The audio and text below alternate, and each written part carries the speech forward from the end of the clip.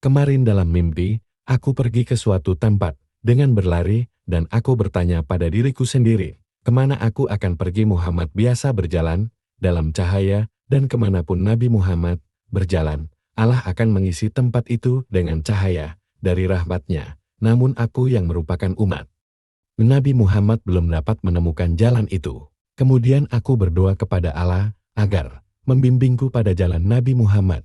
Lalu aku berjalan agak jauh dan melihat sebuah bangunan seperti gedung.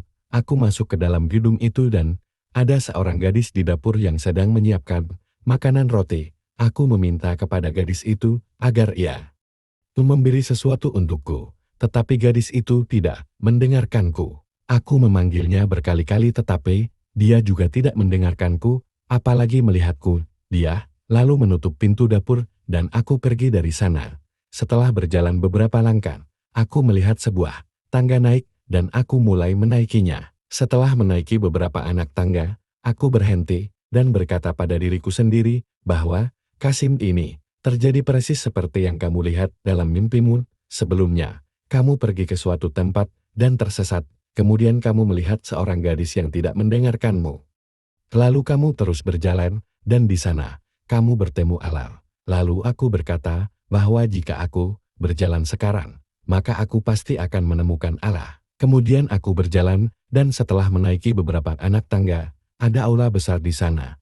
Ada muslim dan para pemimpin mereka juga di sana. Ketika aku mendekati mereka, lalu Allah berkata di telinga kananku, Qasim, ceritakan mimpi-mimpi yang telah aku tunjukkan kepadamu. Jadi aku berhenti untuk mengatakan kepada mereka bahwa aku terus-menerus melihat Allah dan Muhammad dalam mimpiku dari beberapa tahun yang lalu. Allah berjanji kepadaku bahwa Dia akan membantuku keluar dari kegelapan ini. Allah telah menunjukkan kepadaku jalan yang lurus. Ketika mendengar ini, mereka mulai tertawa dan berkata bahwa kamu gila. Siapa yang telah melihat Allah dalam mimpi? Hanya sedikit orang yang mempercayaiku. Aku menjawab, mengapa tidak?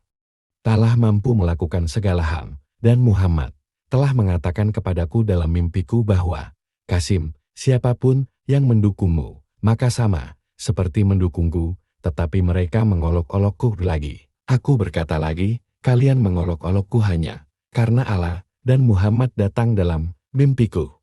Lalu pemimpin mereka berkata, ya, inilah sebabnya dan kamu berbohong. Aku berkata dalam hati bahwa umat ini membuat permohonan kepada Allah untuk membantu mereka keluar dari kegelapan, dan ketika Allah mengutus seseorang kemudian mereka mengejeknya. Aku pergi dari sana dan orang-orang yang mempercayaiku juga mulai berjalan bersamaku.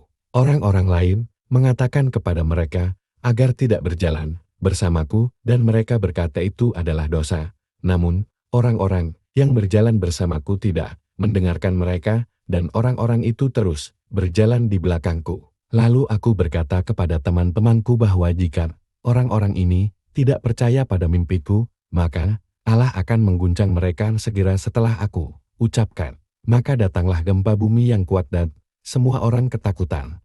Aku merasa sepertinya gedung ini akan runtuh, dan jika gedung ini runtuh, maka atap itu akan terbuka dan Allah akan mengeluarkanku dan orang-orang yang bersamaku. Tetapi gempa berhenti dan orang-orang yang bersama pemimpinnya melarikan diri karena takut. Namun para pemimpin dan beberapa teman mereka yang lain mulai mengejekku lagi dan aku berkata kepada mereka bahwa Allah telah mengirimkan gempa bumi yang begitu mengerikan dan tetap saja kamu tidak mengerti dan kamu tidak akan pernah mengerti. Dan bersamaan dengan itu Allah muncul dari arsy-Nya dengan amarah yang besar dan berkata, kamu terus mengejek Qasim, akan aku patahkan tangan kalian dan kalian pasti hancur. Setelah mendengar kemarahan Allah, aku gemetar ketakutan dan terbangun. Dan